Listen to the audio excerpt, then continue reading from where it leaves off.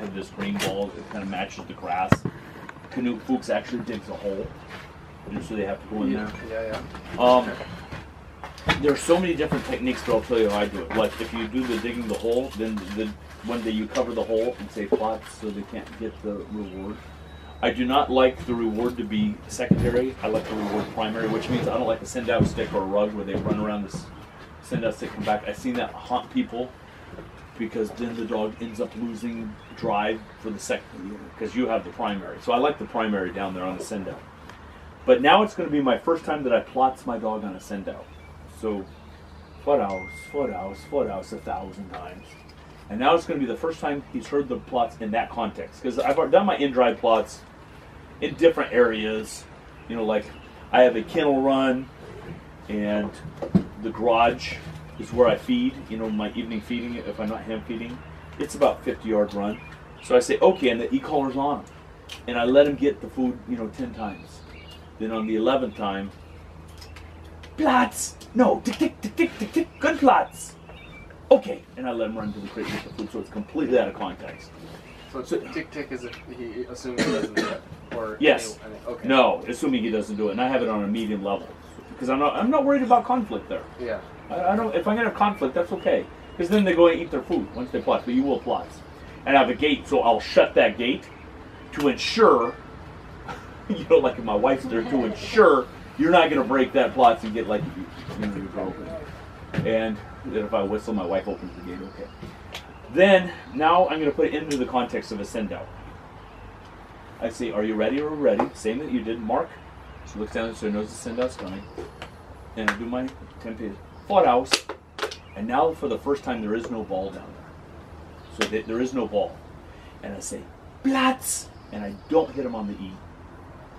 And I let him search for about 10 seconds. And then I say plots again. Plots! Tick! So then they start learning the trust. If I don't say plots, there's always a ball down there. If I say plots, the ball's never down there. So now they trust, so that keeps me from having the pressure. I'll let them search.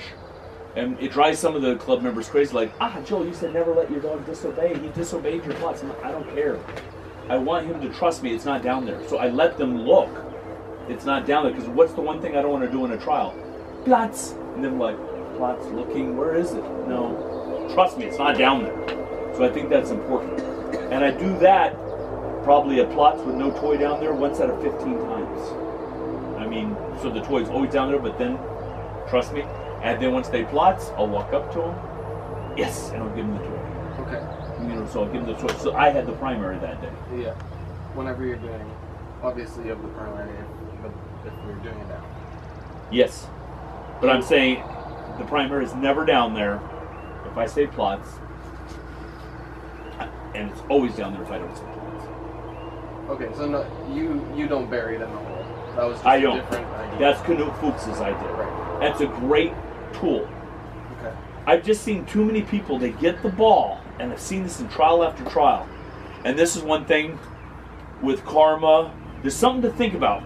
Like seminars is just always, for all of us to see, there's always a double-edged sword. So right now, you're letting your dogs get the ball and plotzing, yeah, which is fine. But I've seen this in trials, especially when you're in a big stadium.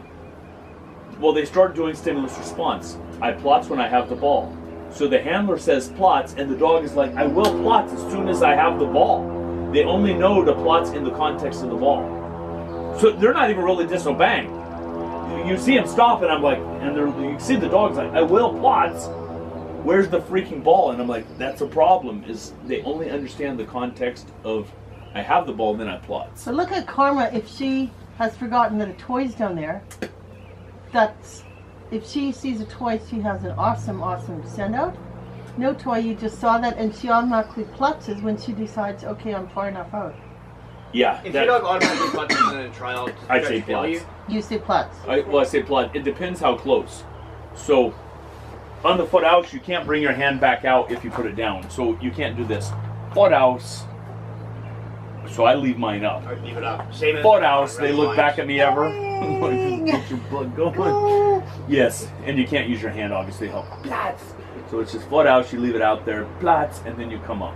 But that being said, If I see my dog start to drop early in a trial, you know, like 30 paces, so foot house, and I see him start to drop, I'll burn my second command real fast. Foot house!